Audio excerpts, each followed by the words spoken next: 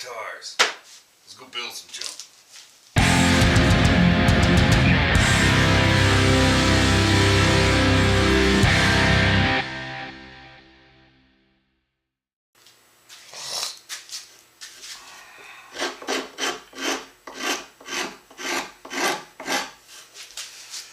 Every guitar builder you ever watch, at some point or another, will wax philosophical about the cathartic nature of neck carving.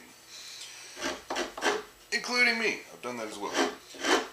Because it's true, but not always. There are times when, due to materials or something, it just sucks all the fun out of it. This is one of those times. This mahogany is so, I don't even know how to describe it. It just feathers into shit when you dig into it. So, I mean, it's just a bloodbath. It's a massacre, and then you have to sand the shit out of it. And in some places it doesn't seem to, sanding doesn't even seem to do that much good. After the initial facet, I didn't even bother with another facet. Drew me a center line and just rounding off. And I can't really use tools that I normally would. They're just too brutal for this shit. So I have used my microplane some to get the initial hardness off of that, and this little circular file is it's rough, but it can be gentle, and it's great for all the rounding stuff. So that's what I've been doing here.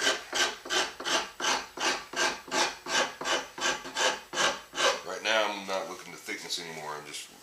And we may eventually try measuring and look into that right now, because this stuff is so weird. I'm gently rounding up close to the center line.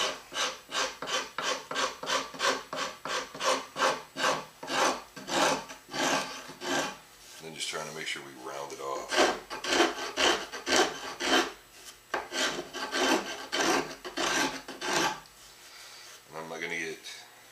Worried about way down here until later.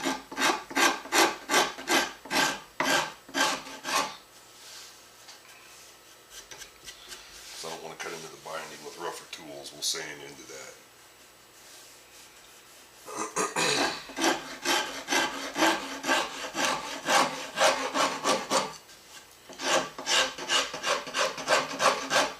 But it's 6:40 on a Tuesday morning, so I have to put clothes on and go make software.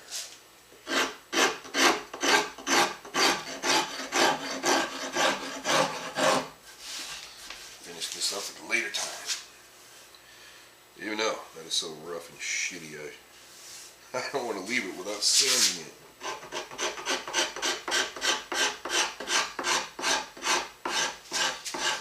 Then again, leaving it all shitty like that might be a good lesson for the other side.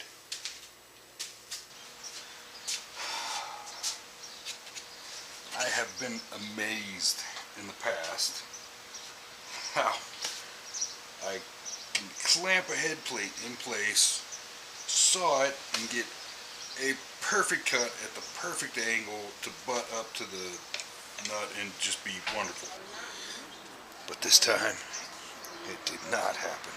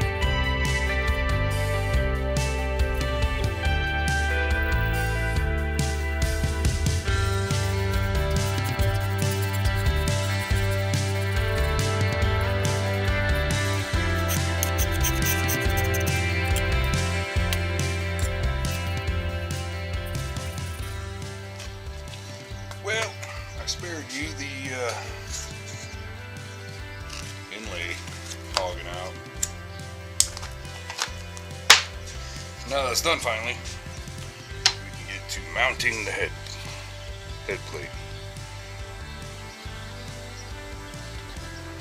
Okay. Now, just dry around a couple times. Here's my problem. Ever since I laminated this and thicknessed it, it has bowed ever so slightly. Which is really not that big of a deal, because it'll mash down nice and easy. It's less than a 1/4 inch thick, but we're gonna have to clamp the shit out of it to make sure, and it's small enough that it's hard to get some good clamping area. So I think a nice big block of maple on top, we can mash the shit out of it evenly, but it will kind of complicate clamping up. So I think what we're gonna do, we'll glue up, get it in place. Now there are a lot of tricks here. We have to make sure that we're placed just right so we have overlap all the way around, so we can flush trim nice and clean, whether it's actually flush trim or sanded. And we also have to make sure that we're up against the nut nice and tight. We want that nut slot to be just absolutely perfectly fit like a glove. So, there's some pretty picky placement we got to do. So I'm thinking, get it in place, clamp it in a couple places, at least long enough for it to tack up. Then we can put our block on and clamp the ever-loving shit out of it. At least that's my thinking. Yeah. Yeah, I think that'll work. Perhaps a wee bit rabid. Ain't nothing wrong with that. This fucking wood glue we're talking about here.